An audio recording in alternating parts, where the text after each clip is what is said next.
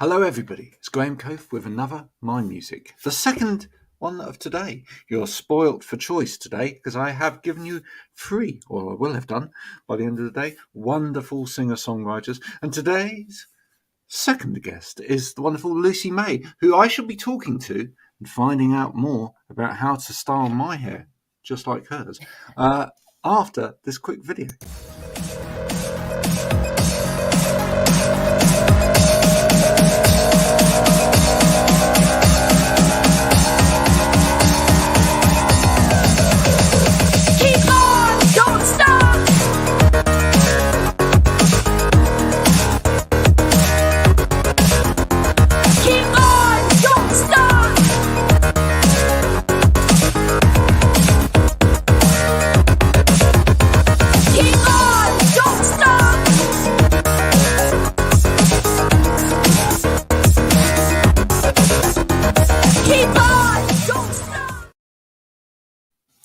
For those of you who listen often, you will have heard that many a time. For those of you who have never heard it before, please do go and check out analogtrash.com and fill your boots with lots of lovely music. Lucy, how are you? Hello, I'm good, thank you. How are you? Yes, I'm fine, thank you. And where are you coming from today? I am in southeast London. Lovely. From my home. This is your abode where you live. But you're not originally from there, are you? Originally from further south, is that right? No, I'm from London. London originally. Yeah, I'm back and forth to America a lot, but yeah, from London. Wow. Obviously, you can tell by this accent. Yeah. You don't sound like you're from America, do you? Absolutely not. Why America? I've been going back and forwards to America for like 10 years now, and I've just built up like a good songwriting team out there. Both in Nashville and in New York. And I just love the vibe out there. It's just everyone's musicians. Everyone's like, it's just a fun hang. Yeah. And yeah, I just love it. I've had quite a few young musicians from America on recently who are desperate to get to Nashville. Yeah. What is it about Nashville in particular that is just so important as a musician? What do you find in Nashville? Literally, you walk down the street and everyone you meet can sing or play. They're all musicians. How frustrating is that? It is. It sometimes can be really daunting because you're like, oh God, I thought, like you might live somewhere here in England and you're the only musician in your area. Yeah. Well, I wouldn't go that far, but yeah, I know what you mean. But literally, like, yeah, it's just such a good vibe out there. Everybody's sort of like hungry for it, Yeah. And everyone, it's just a buzzing atmosphere out there. It's just a way of life out there. It is. Yeah. Like the downtown part of Nashville is obviously very touristy. And when I first used to go out to Nashville, obviously you have to go downtown and see what it's all about. And every single bar down there, there's people playing in the windows. Like you can see it as you walk past, and there's full bands. Like it's just crazy. The music goes on. I think it starts at something like 10 in the morning or 11 in the morning. Wow. It goes on all day and all night. I think they turn the musicians around like every 3-4 hours. And it just goes constantly like that, every single bar. Yeah. But then there's like further afield. Now that I've been going for so long, I don't sort of hang out downtown particularly. Sort of hang out more east side or, just a bit further out where the locals sort of hang out. Listen to you. I'm one of the locals now. I know. Well, when you were saying it starts at 10 o'clock, I was thinking where I live now in Somerset, I mean, some of the shops open at 10 o'clock. And they're playing awful music. Yeah, shut at lunchtime. Yeah. And then they're closed again by 5 o'clock in the afternoon. They think that's a full day.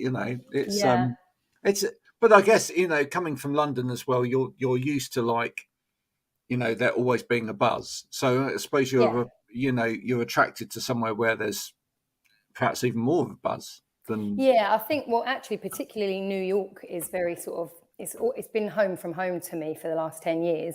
And I think the reason why I love New York so much is it's just very similar to London. The vibe there is just the hustle and bustle, the fast-paced life. I'm just used to that. I couldn't be anywhere that's really slow paced because I'm just like I'm a like fast paced person and just going from one place to the other. So it's very similar. The only difference is it's taller buildings. That's just the only difference, I think. I love your speaking voice. The trouble is, having originally come from just north of London, that I will slip into speaking even more London, right? Talking to you, Yeah. whereas and cool. I still haven't lost that twang. When I've come down to Somerset, I've been here for like 20 something odd years now, and you never kind of lose it. And people go, you're not from round there, are you? No. And they're kind of amazed. Yeah, it's funny you say it. I've never sort of lost my accent.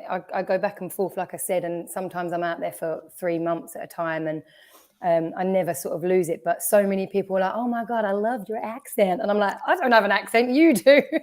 It's so weird. But I used to have to go to America for work, and until you've been to America, especially like for work, etc., where you're really integrated into sort of the American system and whatever, you don't realise just how much they love English people.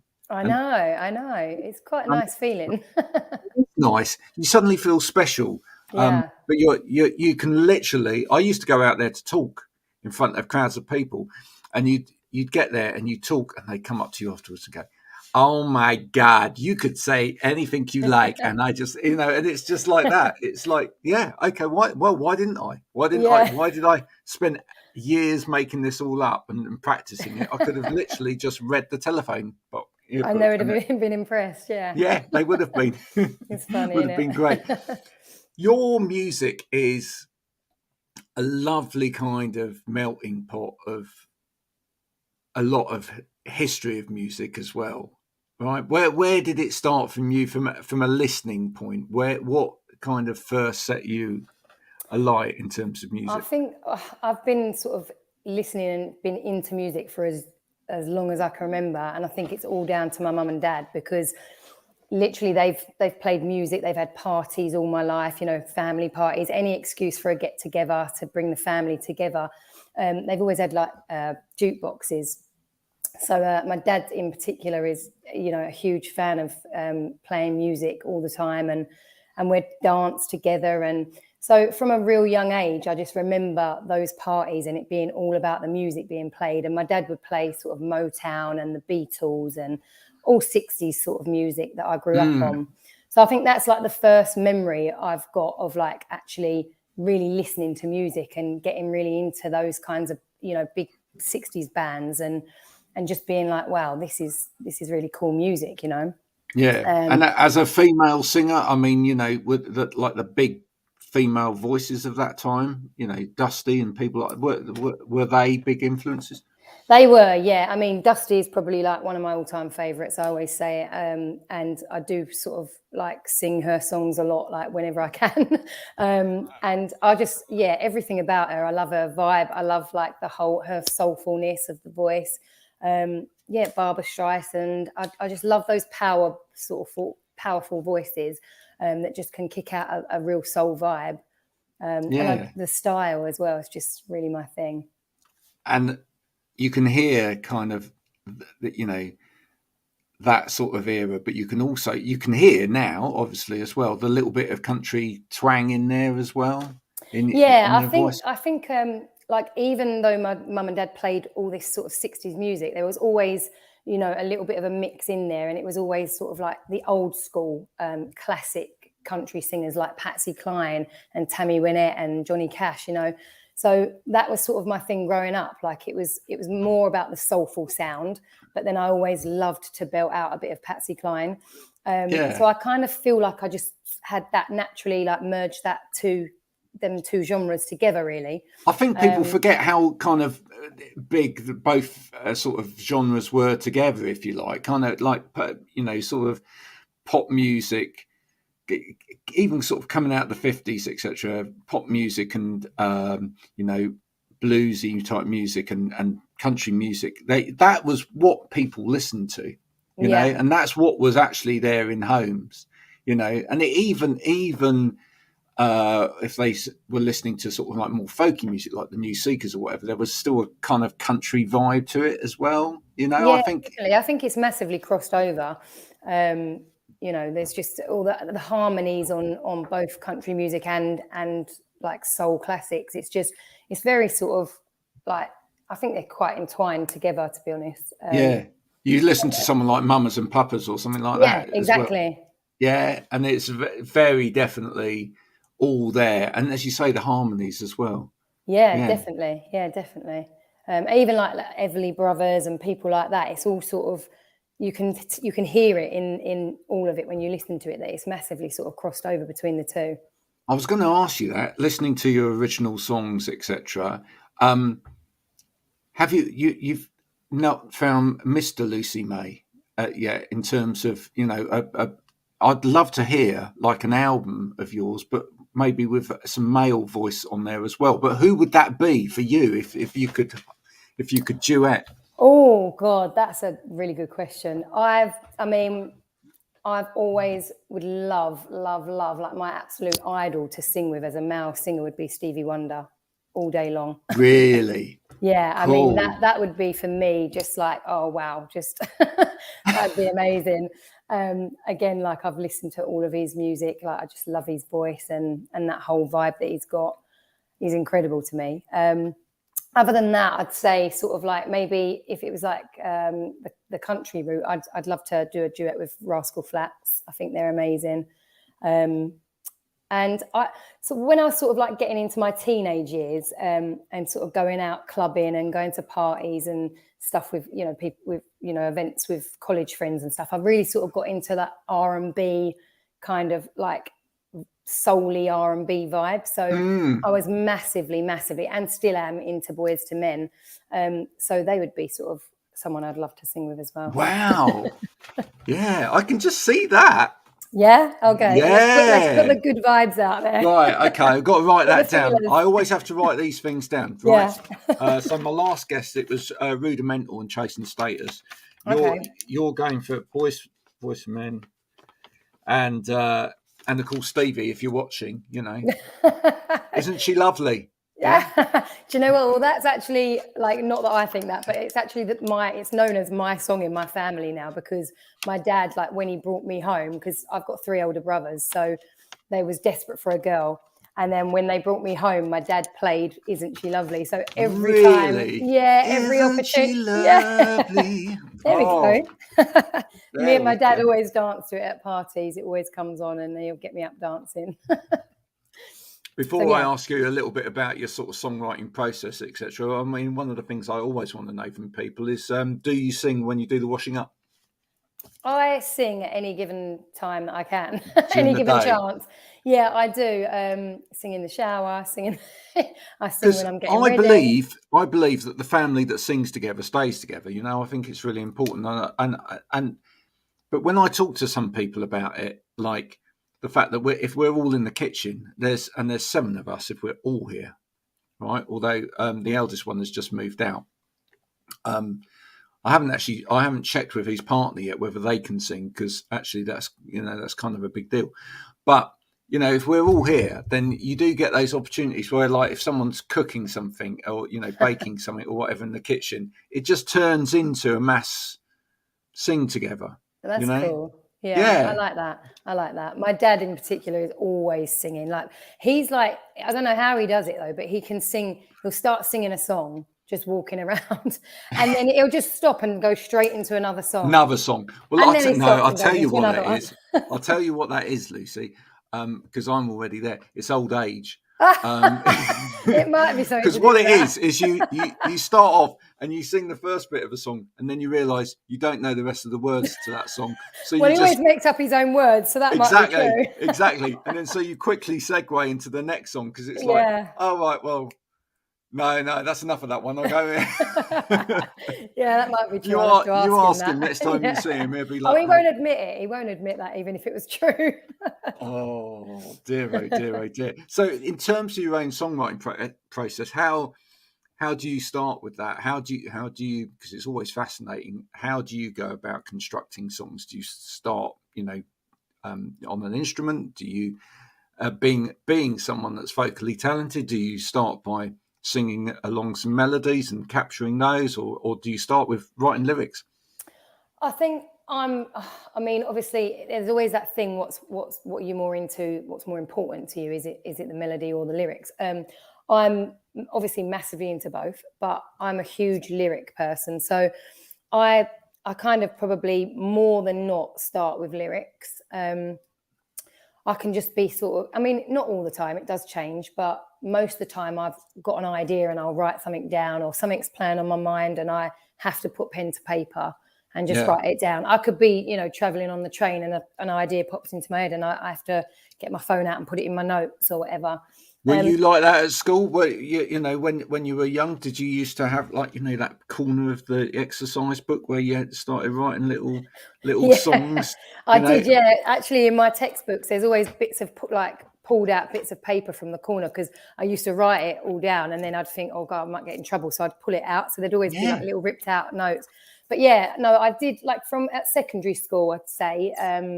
So when I first went to secondary school, I think I used to do a lot of poetry, because my mum is an amazing poetry. She loves lyric and writing down and stuff. So she's very good at poetry. So I think I've probably got that side of it from her and the singing side from my dad. So it's kind of probably a bit of a mixture. But melodies also, equally as important. Sometimes I will have something just going around in my head and I'm like, I don't know what this is, but it's just come from nowhere. So I'll get the little dictaphone out on my phone and just record it. It can be... most of the time I'll come back and I'm like, oh, what was that idea? I go on it and you can't barely hear me because it's just, I'm out walking the streets of London going somewhere and you can just hear all the hustle and bustle of everyone. But yeah, I get the idea of it. But I love that. I'd be more annoyed if I didn't put it down and then I got home and I was like, damn, I can't remember that idea now. So I know we've had the odd person on here before now that's admitted that they virtually had a whole album on a phone and whatever, and then they lost their phone, and it was like, oh no, I'd be mortified. Do you know what I mean? Oh, that'd be the worst. That's why those exercise books were so good. Do you know what? Yeah, I mean, I always, even though you've got your phone, I do love a pen and paper. I've always got a pad and a pen on me in my bag because I just love writing down. Yeah, everywhere. No, to-do lists are a big thing in my books as well. Are they really? I have to have a list of things, otherwise I'll forget. So that's how you start your songs, etc. Now, you said you've got a great team in America.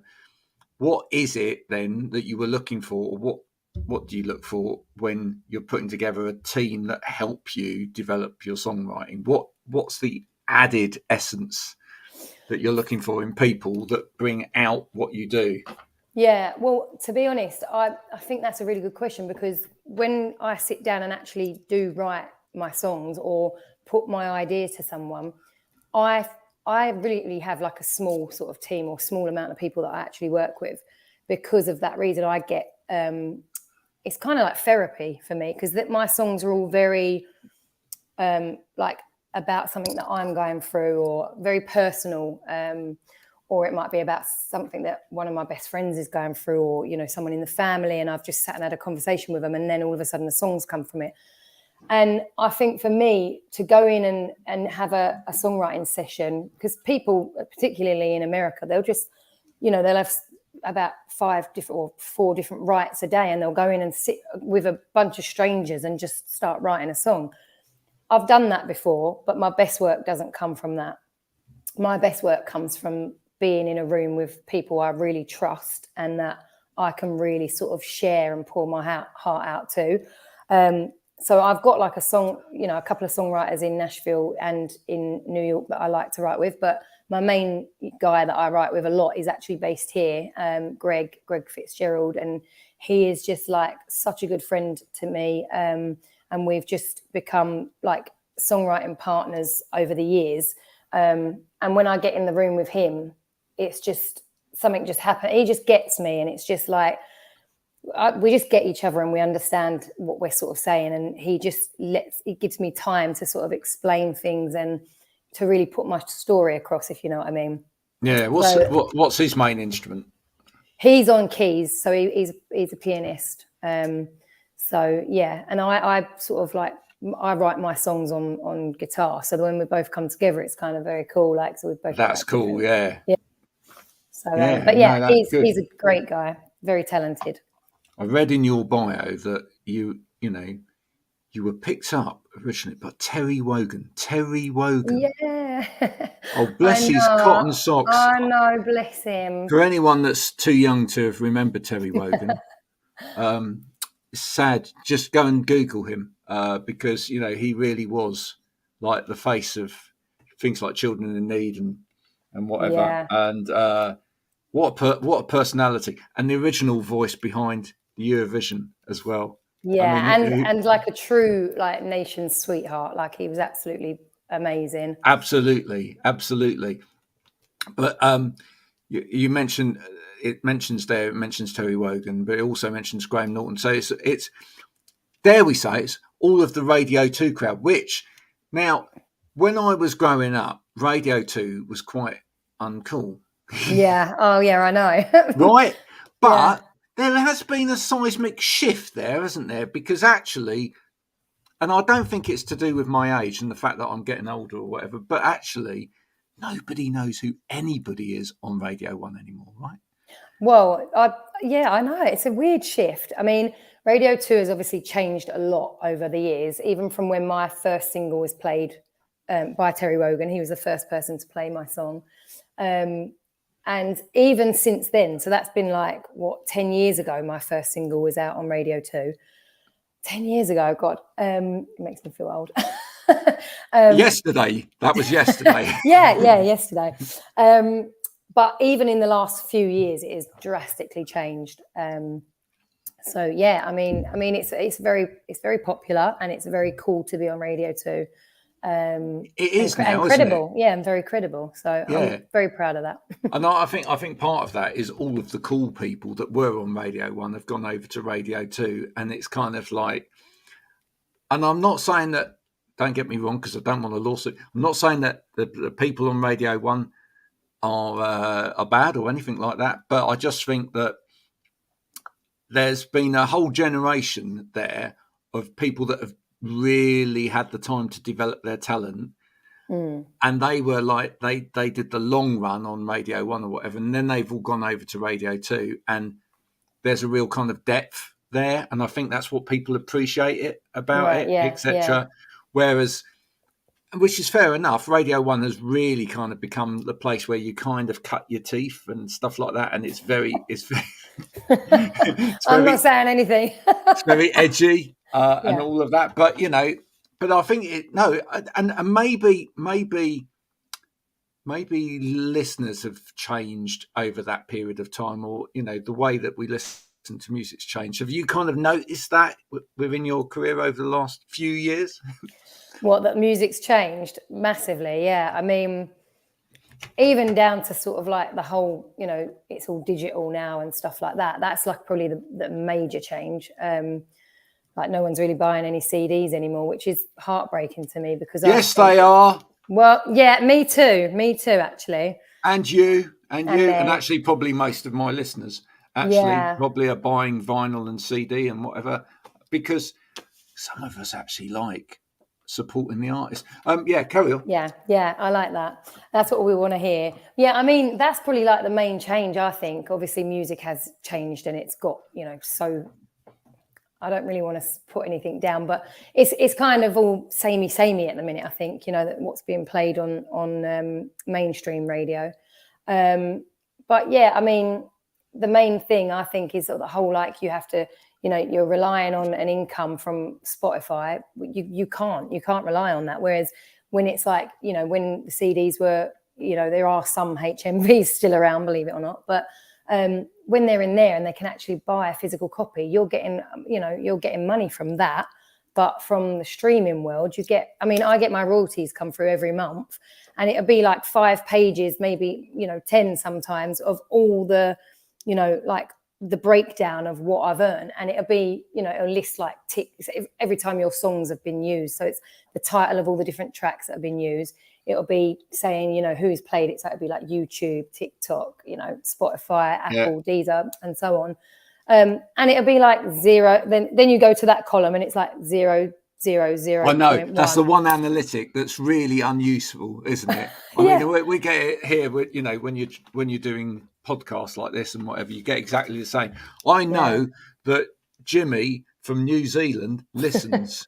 And Yeah. and I know how old Jimmy is, and even what colour underpants he wears. But Oh. but what you don't know is his bank details, and that's not the that's the bit that would be really, really useful to artists, is to actually have a little bit more money. There we go. Yeah, that's it. I mean, I love to have, not even just to, go and buy and pay out for a CD. I just love to have a physical copy. I'm like so old school like that. I love to look at, like the pictures in the book, and like to read the credits, like who's written. Did growing up, what did you parts. used to go to listening parties with people where you'd go and you'd listen to an album or several albums, where you used to get together and you used to, like, have a drink and socialise, and people would put something on and you'd like listen to it and all listen together? Yeah, I mean, that's been a kind of thing from sort of day one anyway, with all my family and stuff. Anyway, we still do that now. Like my family, like my brothers and that will come over, and we'll just sit and like have nibbles and like some wine or whatever, and we just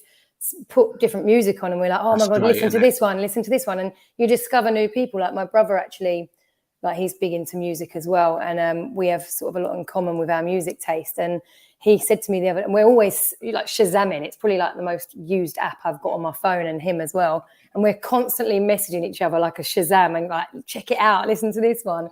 He actually introduced me recently to a band called Mama's Gun. Don't know if you know them. No, I don't. And they're like a real soul pop band, and they're very cool. Ooh. And I've just sort of recently been write it down. Write it down, folks. Mama's Gun, yeah, they're great. Oh dear, is that one N or two? One. One N, just right. Mama's Gun, yeah, one N. Mama's Gun. Yeah. There you go. See, that's the way to do it. But that's the beauty of. I mean, you mentioned earlier the jukebox, but that's the beauty of the jukebox. Yes, was that, or the record player, was once it was on, it was on. I mean, I hate those parties now where you go and of course it's just the dots in the corner, and then you end up having, people end up having a fight across the room with their voices. They're like, I won't say the name, but no, don't, because I've got one in here. Yeah, exactly. Andrea. Play it's like 2 minutes later. I don't like that. Andrea, play this. And you just end up with like 2 minutes and people are just fighting for it, and it's just like, could you put a CD on, please? Right. Yeah. And then at least we have that for like an hour, and then we can listen to something else. That's it.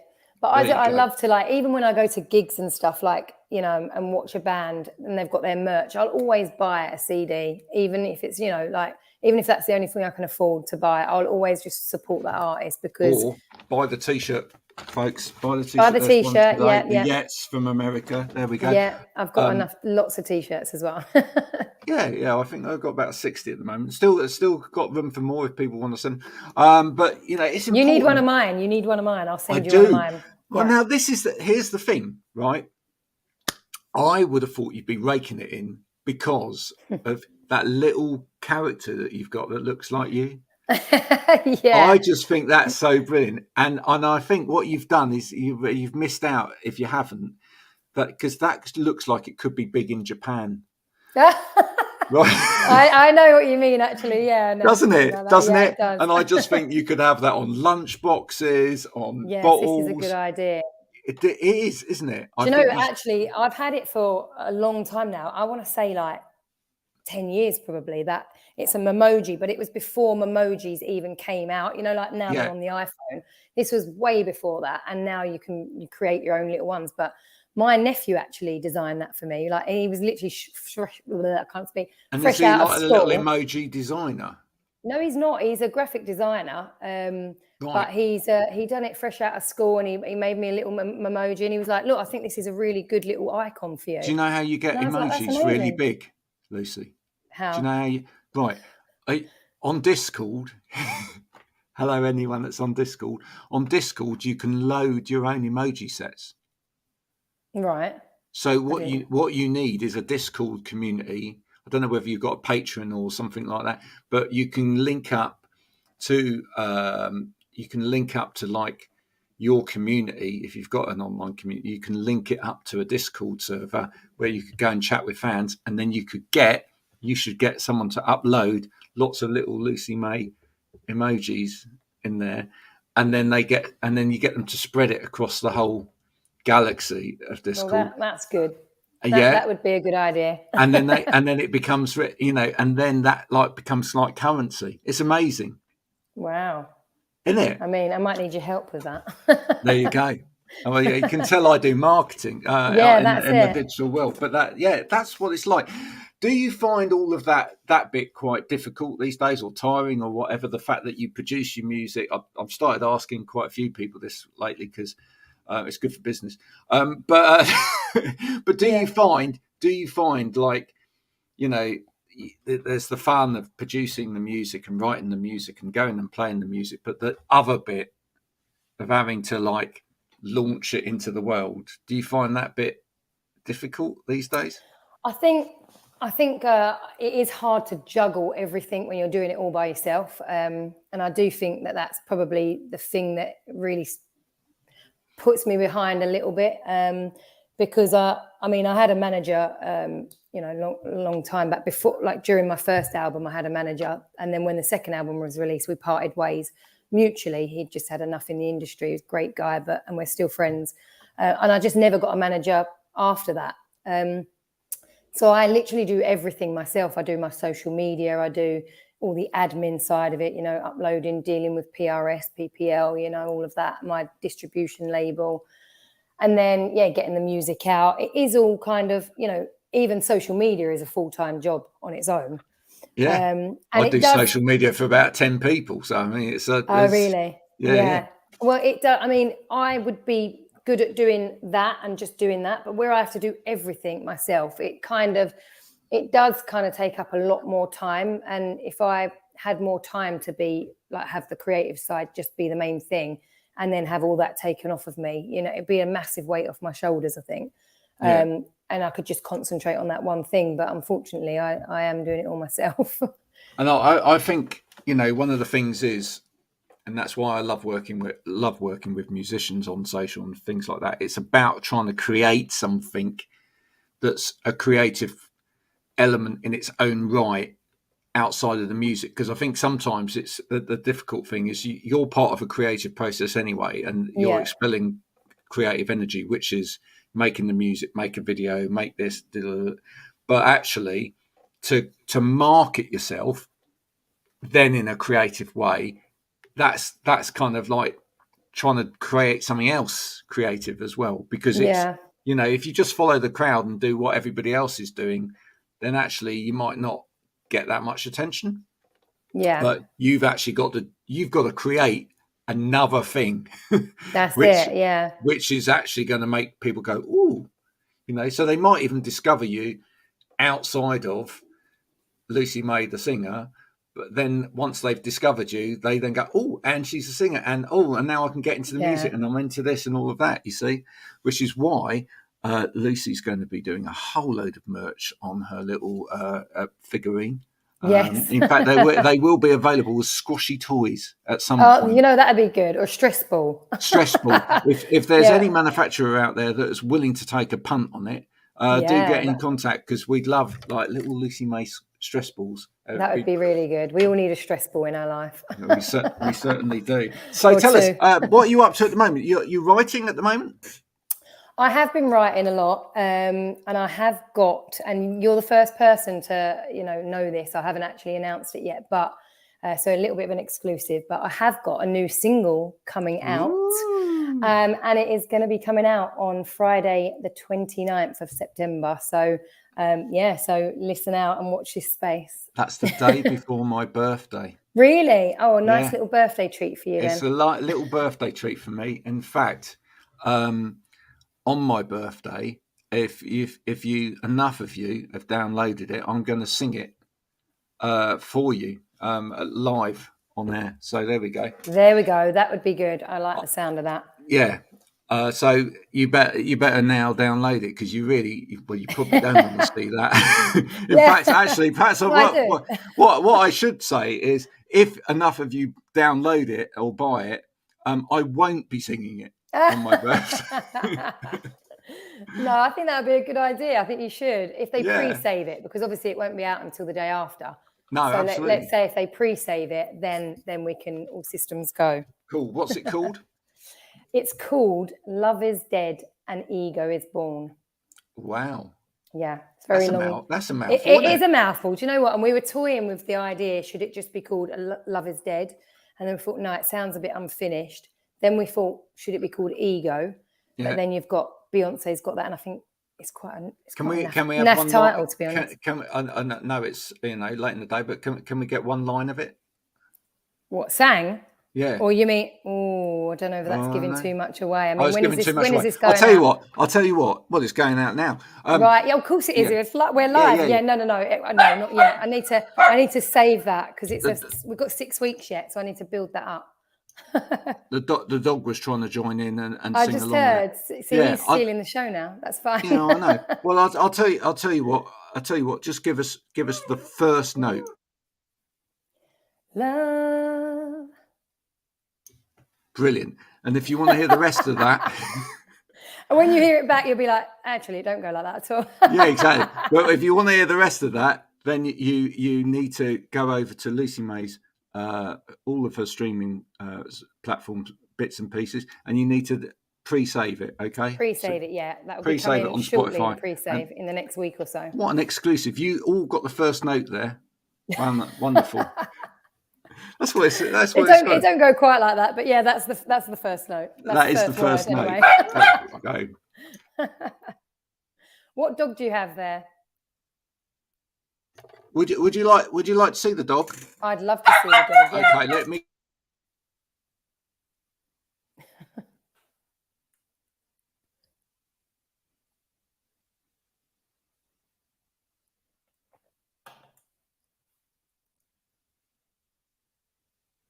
Oh, here he is, Mr. Vocal himself.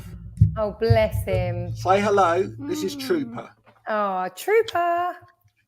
Trooper's been a good boy all day up until now. Oh, he's had enough. Hello. There you are. Look at that.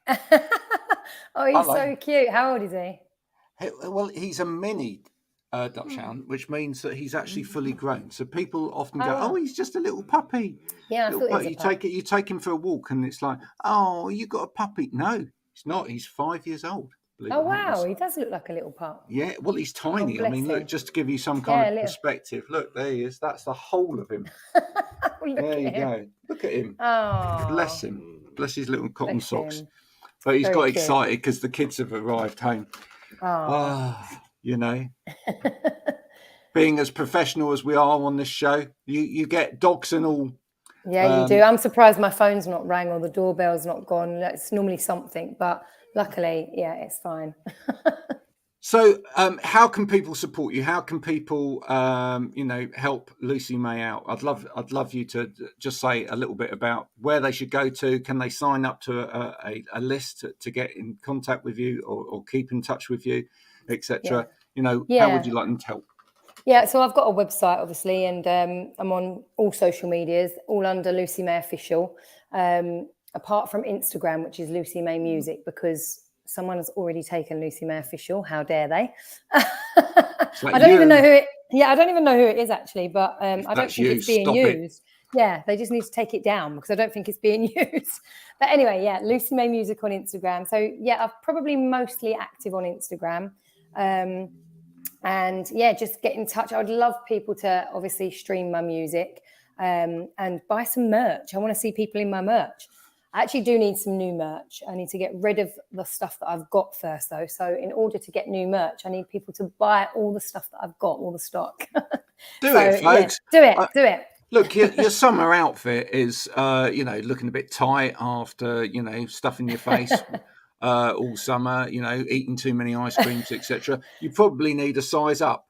Or I've got all sizes. Or if you've been exercising all summer and you've lost weight, now a size smaller, your outfits are looking a bit loose and baggy. So actually what you need is something a little bit smaller. And Lucy's got some wonderful T-shirts and stuff that she can actually give to you for money. Yes. I've got everything. I've got pens. I've got, I've even got guitar picks. I've got mugs. Have you really? Yeah, all sorts. So that's all listed on my website. You can buy it straight from the website. Go to the website. So that would be a massive support. And obviously just downloading the new single when it comes out. The pre-save will be with you very shortly, like in the next week or so. So yeah, it'd be great to have support with that as well. Listen, you've been a fantastic guest today. Thanks for having me on. Thanks so much for coming on. Thanks for putting up with Dog. Listen, folks, Trooper would like to tell you all that if you download Lucy May's music or buy any of his merch, he will personally send you love. I love it. Dogs do really well on social media. Do you know? They do actually. Yeah, if you mention a dog, his father was a famous dog. Can you guess what his father did? No, what did he do? Okay, I'll just show you his features one more time, so you might get it from that. There you go. Look up, dog. Oh, I don't want to look up. His dad was the Vitality Life dog. Oh, really? Yeah. Oh. You know, for the Vitality Life adverts on TV. Oh, yeah. So, yeah. Bless. Unfortunately, so he's got a famous dad. He's got a famous dad. Unfortunately, his acting skills are just not quite there.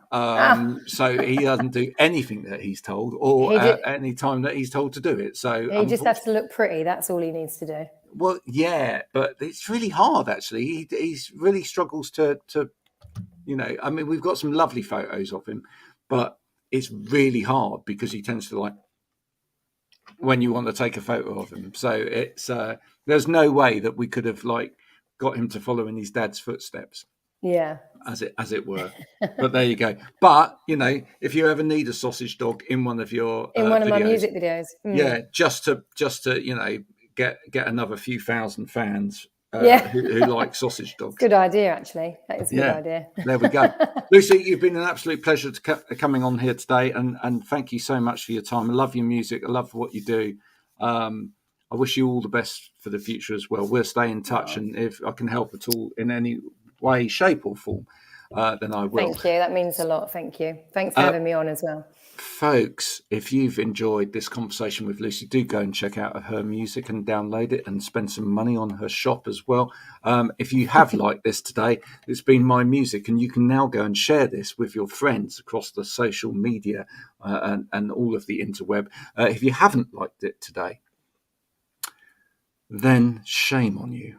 And this has actually been a video, an instructional video on how to write in Arabic. And I hope you've enjoyed it. And you can now go and do whatever you like with this video, as long as you do share it with your friends. Until next time, which will be very shortly. Thank you for watching my music. Bye for now.